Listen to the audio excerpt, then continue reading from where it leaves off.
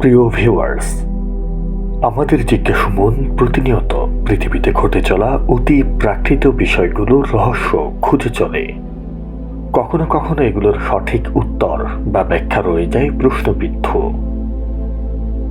1977 সালের অগাস্টে লন্ডনের এনফিল্ডে একটি সাধারণ দোতলা বাড়িতে এমন সব আনবিলিভেবল প্যারানর্মাল ঘটনা নিয়মিত ঘটছিল।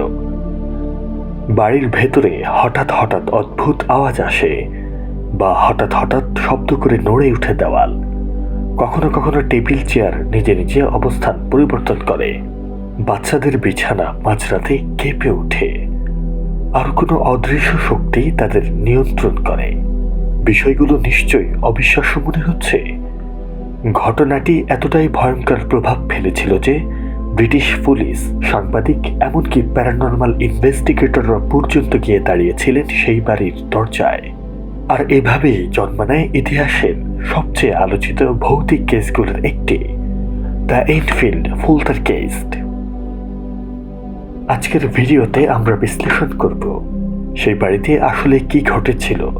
সত্যি কি ভৌতিক কোনো উপস্থিতি ছিল, নাকি সবই ছিল সাজানো নাটক? চলুন তবে শুরু করা যাক লন্ডনের ভৌতিক মামলার আসল কাহিনী। আর হ্যাঁ, আমাদের এই রহস্যের যাত্রায় আপনাদের জন্য রয়েছে একটি দারুণ সুযোগ।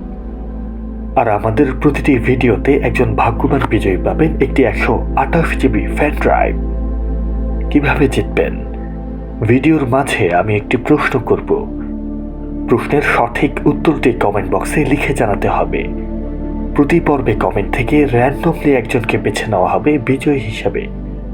তাই ভিডিওটি শেষ পর্যন্ত খুব মনোযোগ দিয়ে দেখতে থাকুন। আর ছোট্ট একটা রিমাইন্ডার, আপনি যদি আমাদের চ্যানেলে নতুন হয়ে থাকেন তাহলে সাবস্ক্রাইব করতে ভুলবেন না। প্রতিনিয়ত এমন সব ভিন্ন ধর্মী ভিডিও পেতে বেল আইকনটি ক্লিক করুন। তাহলে চলুন মূল ঘটনায় যাওয়া যাক।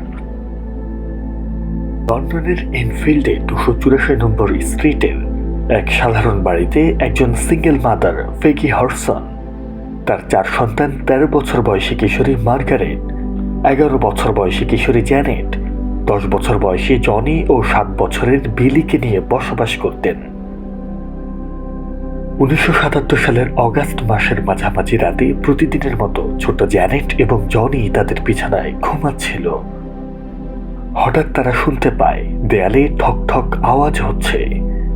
প্রথমে তারা ভেবেছিল হয়তো কোনো ভাই বোন পাশ থেকে মজা করছে, কিন্তু শব্দ থামছিল না, বরং একসময় ভারী আসবাবপত্র নিজে নিজে সরে যেতে শুরু করে।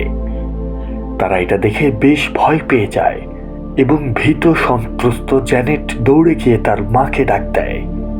পেগি হডসন প্রথমে বিষয়টি বিশ্বাস করতে চাননি, কিন্তু তিনি নিজেই দেখতে লাগলেন তার মেয়েদের বিছানা নিজে নিজে মাটি থেকে উঠে কিছুটা দূরে চলে যাচ্ছে। পেগি হডসন ভীষণ আতঙ্কিত হয়ে পড়েন এবং সঙ্গে সঙ্গে পুলিশকে খবর দেন।